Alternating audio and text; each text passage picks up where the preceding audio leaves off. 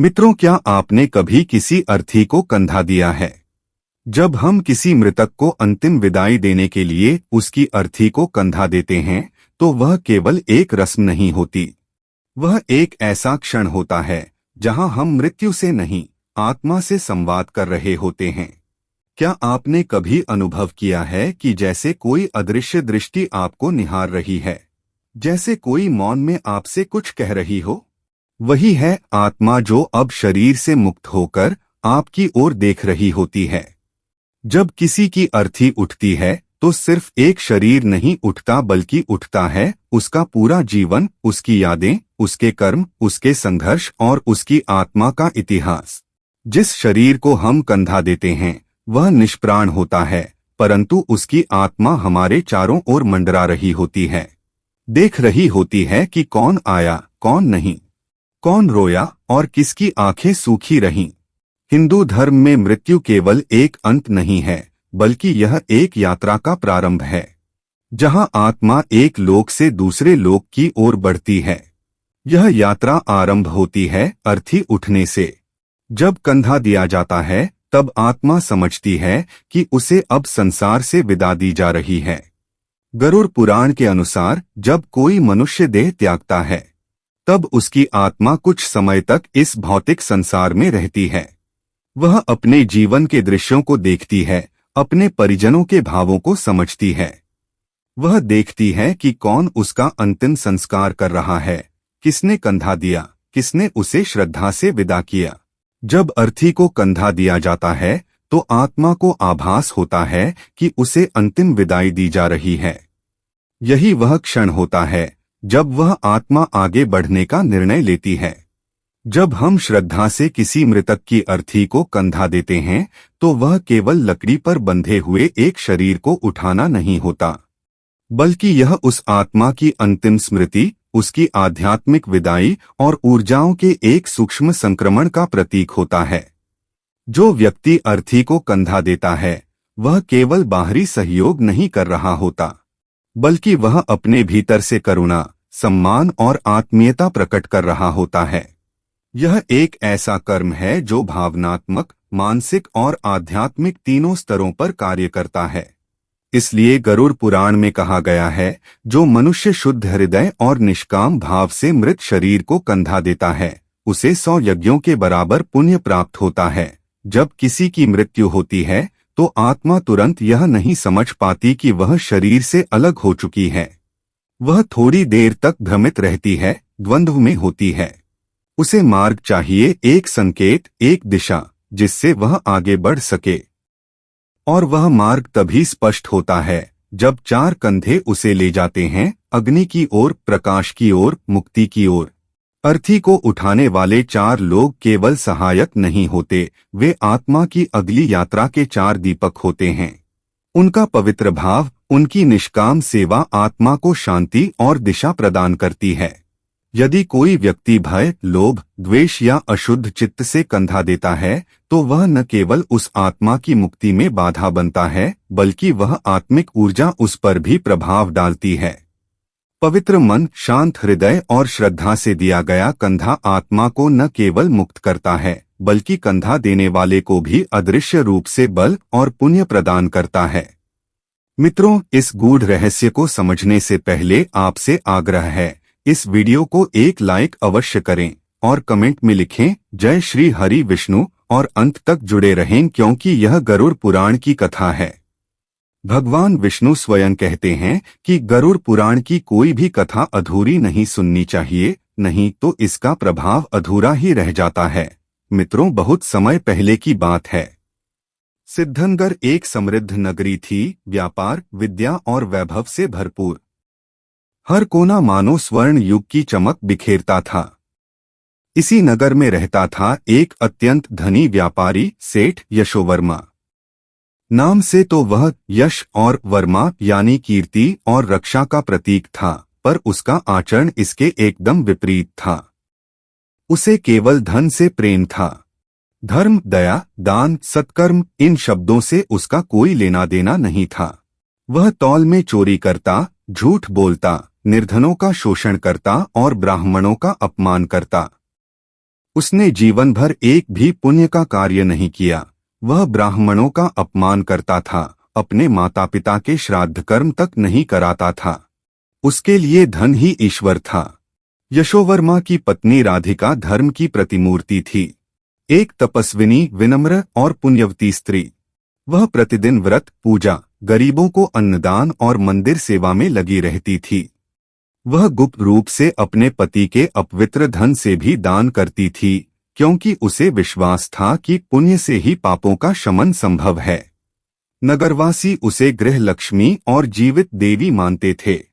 एक दिन नगर में एक भयंकर महामारी फैल गई। चिताएं जलने लगीं, चीखें गूंजने लगीं, हर ओर भय और मृत्यु का तांडव था। लेकिन यशोवर्मा ने तब भी अपने भंडार को छिपा लिया और बीमारों को द्वार से दूर भगा दिया। कुछ ही दिनों में वही महामारी यशोवर्मा को भी लग गई। उसका शरीर जलने लगा, सांसें टूटने लगीं और मरते मरते उसने देखा कुछ अंधकारमयी छायाएं उसकी ओर बढ़ रही हैं, जैसे यमदूत हों। वह चिल्लाया, पर कोई पास नहीं आया, क्योंकि मृत्यु के समय केवल कर्म साथ आते हैं और उसके पास कुछ नहीं था।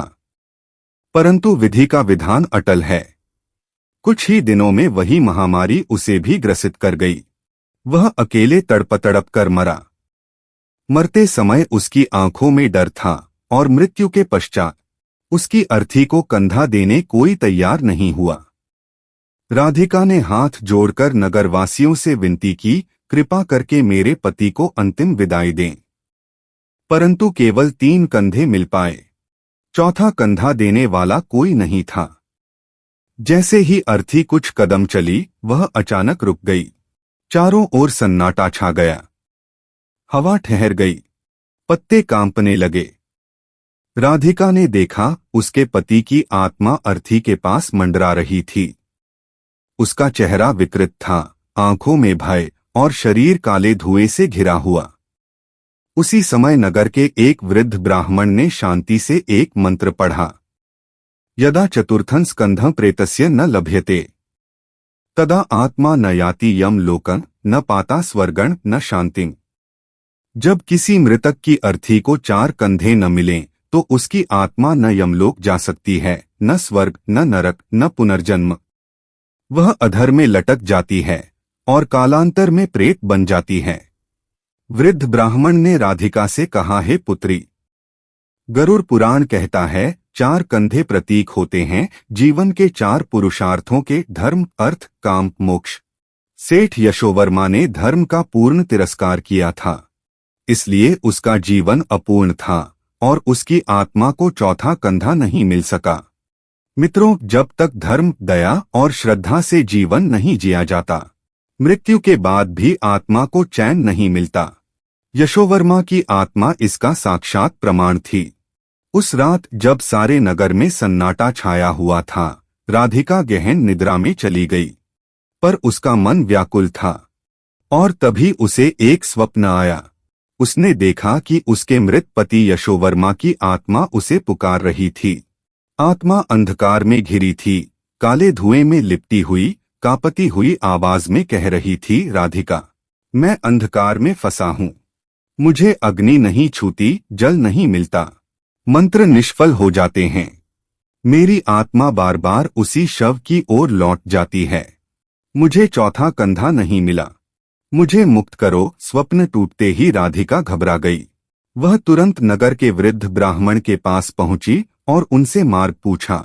ब्राह्मण ने गंभीर स्वर में कहा, जो मृत आत्मा को चौथा कंधा नहीं देता वह उसके पापों को स्वीकार नहीं करता, परंतु जो देता है वह उसकी पीड़ा का एक अंश अपने भीतर समाहित कर लेता है, और वही करुणा उस आत्मा को आगे बढ़ने की शक्ति देती है। इसके बाद राधिका नगर के हर द्वार, हर गली, हर कोने में गई और हाथ जोड़कर कहने लगी, कोई है जो एक पापी की आत्मा को मुक्त कर दे, कोई ऐसा जो करुणा के बल पर उस आत्मा को मुक्ति का मार्ग दिखा सके।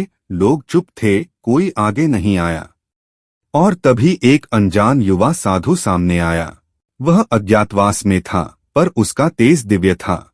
उसने कहा, मैं चौथा कंधा दूंगा, क्योंकि मेरा धर्म दया है और आत्मा की मुक्ति ही मेरा लक्ष्य है। मित्रों, गरुड़ पुराण कहता है, जब 4 लोग अर्थी को कंधा देते हैं तो वे केवल एक मृत शरीर को नहीं उठा रहे होते, वे उस आत्मा के जीवन के 4 चरणों को विदा कर रहे होते हैं। पहला चरण बाल्यावस्था, मासूमियत और प्रारंभिक जीवन। दूसरा चरण यौवन, काम, मोह और आकर्षण। तीसरा चरण गृहस्थ जीवन, धन, उत्तरदायित्व और परिवार। और चौथा चरण है वृद्धावस्था, त्याग, वैराग्य और मोक्ष की ओर झुका। मित्रों, जब चौथा कंधा नहीं मिलता तो आत्मा का अंतिम चरण अधूरा रह जाता है और वह धरती और परलोक के बीच अधर में अटक जाती है। जैसे ही युवा साधु ने कंधा दिया, अर्थी फिर से चली, मंत्रों की ध्वनि फिर गूंजी, वायु शांत हुई, काले बादल हटे और सूरज की किरणें अर्थी पर पड़ने लगीं। राधिका की आंखों से अश्रुधारा बह निकली, पर वह पीड़ा नहीं थी, वह मुक्ति का सुख था। उसने देखा, यशोवर्मा की आत्मा अब आकाश की ओर जाती हुई दिख रही थी, शांति और प्रकाश की ओर। मित्रों, जब साधु ने यशोवर्मा की आत्मा को चौथा कंधा दिया तो नगर के कुछ लोग फुसफुसाने लगे, वह तो पापी था, ब्राह्मणों का अपमान करता था, साधु ने उसका कंधा देकर क्या उसके पापों को अपने ऊपर ले लिया। यह बात राधिका के मन में भी घर कर गई। उसने नगर के वृद्ध ब्राह्मण से विनम्रतापूर्वक पूछा, क्या जो व्यक्ति किसी अधर्मी को कंधा देता है वह भी उसके पापों में बंध जाता है? वृद्ध ब्राह्मण ने गरुड़ पुराण की एक रहस्यमयी पंक्ति पढ़ी, श्रद्धया दत्तं स्कंधं पुण्यस्य हेतुः भवति, लोभेन तो दत्तं स्कंधं पापस्य अर्धं वहति। जो व्यक्ति श्रद्धा, करुणा और निस्वार्थता से कंधा देता है वह पुण्य का भागी बनता है, लेकिन जो लोभ, स्वार्थ या प्रतिष्ठा के लिए कंधा देता है वह उस मृत आत्मा के पाप का अर्धभाग वहन करता है। क्योंकि वह युवा साधु पूर्णतया निस्वार्थ था। उसने कहा था, मेरा धर्म दया है और आत्मा की मुक्ति मेरा उद्देश्य। वह किसी मान, यश या दिखावे के लिए नहीं आया था, इसलिए उसे कोई बंधन नहीं हुआ, बल्कि उसने एक भटकी हुई आत्मा को मुक्त कर अदृश्य पुण्य अर्जित किया। मित्रों, ऐसा ही एक प्रसंग महाभारत में आता है। जब भीष्म पितामह युद्ध समाप्ति के बाद गंगा किनारे शव वाहक बने और अपने हाथों से मृत योद्धाओं के शव उठाने लगे। किसी ने पूछा, पितामह, आप स्वयं राजाओं के शव क्यों उठा रहे हैं? भीष्म ने उत्तर दिया, जो मृत्यु को समझे बिना शव को उठाता है वह केवल भार उठाता है, पर जो श्रद्धा और करुणा से उठाता है वह आत्मा को देह से मुक्त करता है। तीसरी रात चंद्रमा मंद था, वायु शांत थी और साधु ध्यान में लीन था। तभी उसे एक दिव्य स्वप्न आया। स्वप्न में उसके सामने यशोवर्मा की आत्मा प्रकट हुई। अब वह पहले जैसी विकृत नहीं, बल्कि सफेद वस्त्रों में शांत, दिव्य स्वरूप में थी। यशोवर्मा की आत्मा ने कोमल स्वर में कहा, हे साधु, तू मेरा मुक्तिदाता है। मेरी प्यास बुझ चुकी है, अग्नि ने मुझे स्वीकार कर लिया है। अब यमदूत नहीं, दिव्य देवगण मुझे स्वर्ग की ओर ले जा रहे हैं। तू केवल मेरा उद्धार करता नहीं, तू मेरी धर्मपत्नी राधिका के संकल्प का प्रतीक भी है, जो प्रेम, श्रद्धा और धर्म से जुड़ा हुआ था। गरुड़ पुराण कहता है, यदि मृतक अधर्मी हो तो उसका चौथा कंधा केवल वही दे जो उसे सच्चे मन से धर्म के लिए क्षमा कर सके, अन्यथा कंधा देना अधर्म से गठजोड़ जैसा बन सकता है।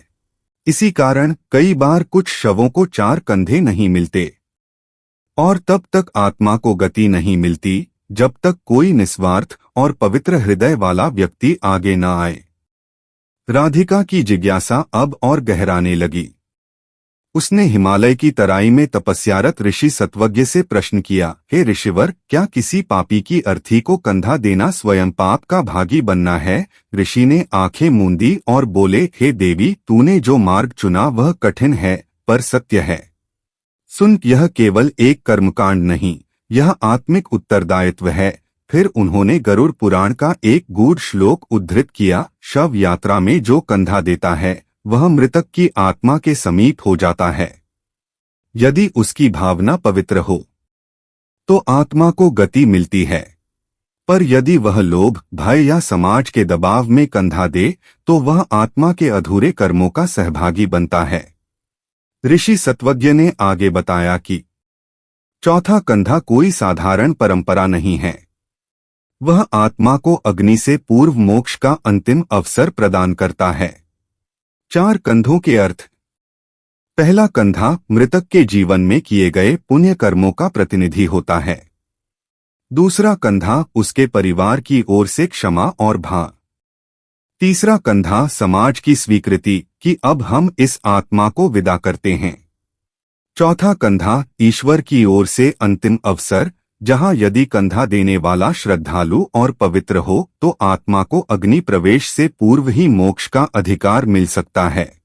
मित्रों, कंधा देना केवल एक कंधा उठाना नहीं है, यह आत्मा को दिशा देना है। यह उस देह से जुड़ी आत्मा को उसके अंतिम पड़ाव तक पहुंचाने का दायित्व है।